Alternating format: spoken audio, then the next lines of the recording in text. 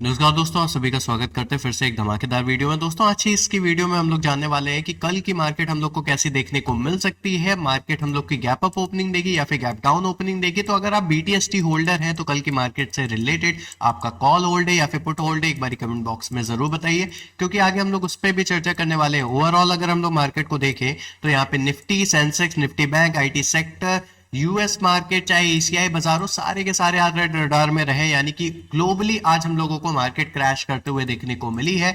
वहीं पे अगर हम लोग देखा जाए तो सेंसेक्स 2300 अंक तक टूटते हुए देखने को मिला, निफ्टी 23,800 अंक के नीचे जाते हुए देखने को मिली। और ये लोगों को मार्केट में जो गिरावट देखने को मिली है और इस क्रैश की जो वजह है उसके करीब 7 कारण निकल के आ रहे हैं। वो कारण कौन कौन से, उस पर भी एक बार हम लोग चर्चा कर लेते हैं। देखिए, सबसे पहला कारण तो ये है कि क्रूड ऑयल में जो महंगाई बढ़ रही है, यानी कि क्रूड ऑयल का जो दाम बढ़ते हुए हम लोग को देखने को मिल रहा है, वो सबसे बड़ी वजह है मार्केट में गिरावट की। और ये ग्लोबली सबसे बड़ी वजह है मार्केट गिरावट में। देखिए, मैंने पिछली वीडियो में भी आपको बताया था, क्रूड ऑयल की कीमतों में अगर हल्की फुल्की भी बढ़त होती है तो इंडियन मार्केट के लिए बहुत ज्यादा निगेटिव न्यूज रहेगी। इंडियन मार्केट से रिलेटेड ऑलरेडी एक निगेटिव न्यूज चल रही थी कि जल डमरू मध्य जो समुद्री मार्ग है, जहां से हम लोग 40% एनर्जी सप्लाई करते हैं, वो हम लोगों का बंद हो गया था। अब उसके बदले में हम लोग रसिया से तो ऑयल ले रहे थे, लेकिन अभी उसका इतना ज्यादा असर नहीं पड़ते हुए देखने को मिला है। यानी कि जो दबाव है स्टिल अभी भी बना हुआ है, यानी कि ये वॉर की वजह से ऑयल की जो कीमतें हैं उसमें तो लगातार उछाल ही देखने को मिल रहा है ना। तो फिर उछाल अगर देखने को मिल रहा है तो हम लोग रशिया से भी अगर ऑयल लेते हैं तो वो महंगे दामों पे ही हम लोग को मिलेगा। इसीलिए हम लोगों का ये निगेटिव सेंटिमेंट्स अभी भी मार्केट में बरकरार है और इसकी वजह से मार्केट में जो इन्वेस्टर है ग्लोबली काफी बड़ा झटका उन लोग को देखने को मिला। इससे फिर से महंगाई बढ़ने का डर पैदा हो सकता है। अब देखिए, जब भी मार्केट में महंगाई बढ़ने का खतरा देखने को मिलता है, इससे क्या होता है, केंद्रीय बैंक में ब्याज दरों की जो कटौती है उसमें हम लोगों को देरी देखने को मिलती है। और ये ग्लोबली इस बारी केंद्रीय बाजारों में ब्याज दरों में कटौती जो होने वाली है उसमें देरी देखने को मिल सकती है। इसीलिए ग्लोबली स्तर पर महंगाई बढ़ते हुए हम लोग को देखने को मिल रही है और ये हम लोगों के लिए काफी बड़ी निगेटिव न्यूज है। सिर्फ इंडिया के लिए नहीं, ग्लोबली काफी बड़ी निगेटिव न्यूज है। इसकी वजह से मार्केट हम लोगों को और ज्यादा गिरावट करते हुए देखने को मिल सकता है और आज वही हुआ है, मार्केट में काफी बड़ी गिरावट देखने को मिली है। तीसरा सबसे बड़ा कारण ग्लोबल बाजार में कमजोरी के संकेत, यानी कि हम लोगों की जो यूएस मार्केट है उसमें गिरावट देखने को मिली। यहाँ पे एशियाई बाजार है, जैसे कि जापान की निक्केई में 6% से ज्यादा हम लोग को गिरावट देखने को मिली, जो कि काफी बड़ी गिरावट है। जबकि साउथ कोरिया का जो कॉस्पी इंडेक्स है उसमें भी आज काफी तेजी के साथ हम लोगों को गिरावट देखने को मिली है। ग्लोबल एनर्जी सप्लाई में लंबे समय तक जो रुकावट है, यहाँ पे इन्वेस्टर चिंतित देखने को मिल रहे हैं, जिसकी वजह से बाजार में जो बिकवाली है वो काफी ज्यादा बढ़ते हुए हम लोग को देखने को मिल रही है। चौथा सबसे बड़ा कारण ये है कि जो हम लोग का रुपया है वो कमजोर हो रहा है और अमेरिकी डॉलर हम लोग को मजबूत देखने को मिल रहा है। यानी कि रुपया 92.20 प्रति डॉलर के निचले स्तर पर देखने को मिल रहा है। और भारतीय रुपया का कमजोर होना यह दर्शाता है कि ग्लोबली हम लोगों का जो जीडीपी है नीचे जाता हुआ देखने को मिल रहा है, यानी कि जीडीपी ग्रोथ में हम लोग की गिरावट देखने को मिल रही है, जिसकी वजह से भी मार्केट हम लोग को आज काफी ज्यादा निगेटिव देखने को मिला। वहीं पे विदेशी निवेशक की लगातार बिकवाली, यानी कि अगर हम लोग सिर्फ मार्च महीने की बात करें तो 21,829 करोड़ के शेयर से यहाँ पे एफआईज बिकवाली करते हुए हम लोग को देखने को मिले हैं। और अभी 9 दिन ही हुए हैं मार्च को स्टार्ट होने में और 9 दिन में ही करीब 21,829 करोड़ की बिकवाली देखने को मिली है। और शुक्रवार वाले दिन भी हम लोग को 6,030 करोड़ की बिकवाली देखने को मिली थी। और हम प्रीटी श्योर कि आज के दिन भी मार्केट में काफी बड़ी बिकवाली की गई है एफआईज की वजह से, जिसकी वजह से बाहरी यहाँ पे गिरावट देखने को मिला है।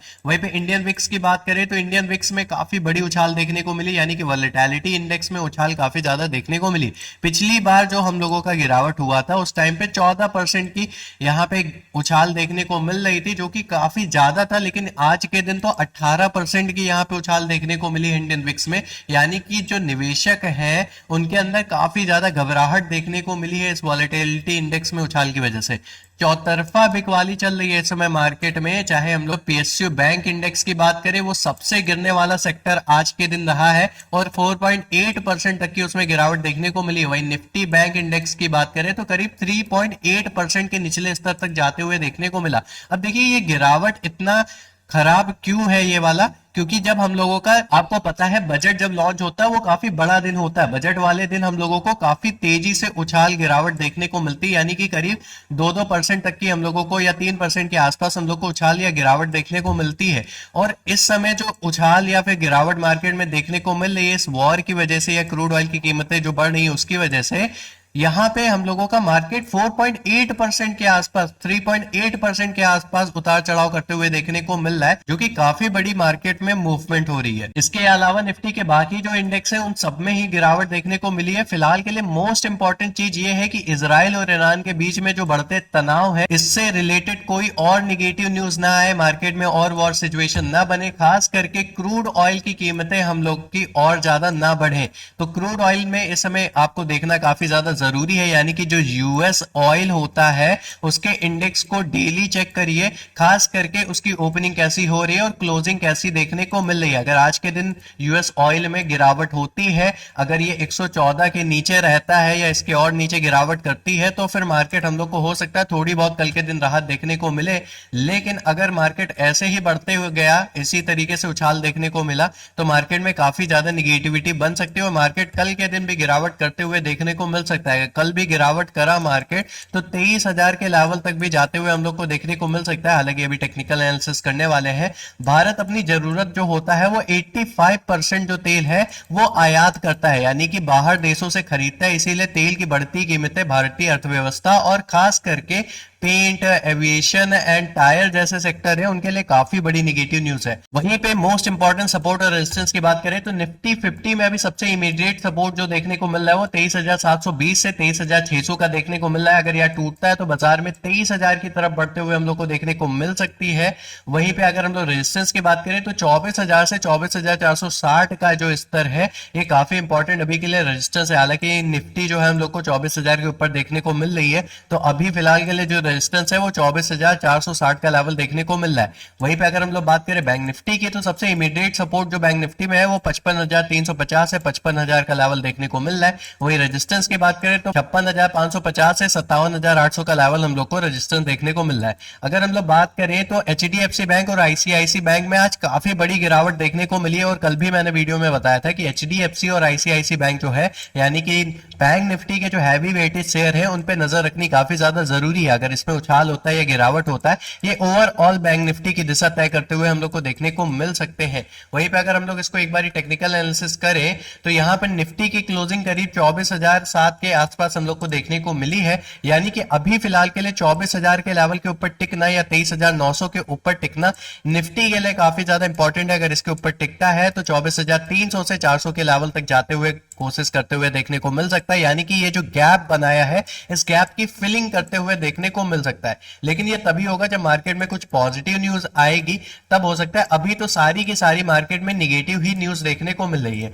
फिलहाल के लिए सबसे ज्यादा इंपॉर्टेंट है 23,700 से 23,600 का लेवल लूज नहीं करना चाहिए। अगर इसको लूज करता है तो 23,000 के लेवल तक मार्केट गिरावट करते हुए देखने को मिल सकता है। वहीं पे बैंक निफ्टी की बात करें तो बैंक निफ्टी भी क्लोजिंग हम लोग को दिया है 55,998 के लेवल के आसपास। फिलहाल के लिए अभी इसको तोड़ना काफी ज्यादा जरूरी है। 56,000 का लेवल अगर इसको तोड़ता है तो ऊपर रिकवरी जो गैप बनाया है इसको फिल करने की कोशिश करते हुए देखने को मिल सकता है, यानी कि 56,800 से 57,200 के लेवल तक जाने की कोशिश कर सकता है। लेकिन अगर निगेटिव न्यूज कल भी बरकरार रही, क्रूड ऑयल की कीमतें बढ़ी, रुपया हम लोग को डॉलर के मुकाबले और कमजोर होता हुआ देखने को मिला, या फिर एफआईज एंड डीआईज का डाटा निगेटिव आया, तो ये फिर से गिरावट करेगा और इस बारी ये और भी ज्यादा गिरावट कर सकता है। करीब 54,500 के लेवल तक जाते हुए हम लोग को देखने को मिल सकता है। आज की वीडियो कैसी लगी लाइक और कमेंट करके जरूर बताइएगा और सब्सक्राइब कर लीजिए हमारे चैनल को ऐसी डेली अपडेट्स पाने के लिए, प्लस एनालिसिस पाने के लिए। फिलहाल के लिए इस वीडियो में इतना ही, मिलते हैं नेक्स्ट वीडियो में। तब तक के लिए जय हिंद, वंदे मातरम, धन्यवाद।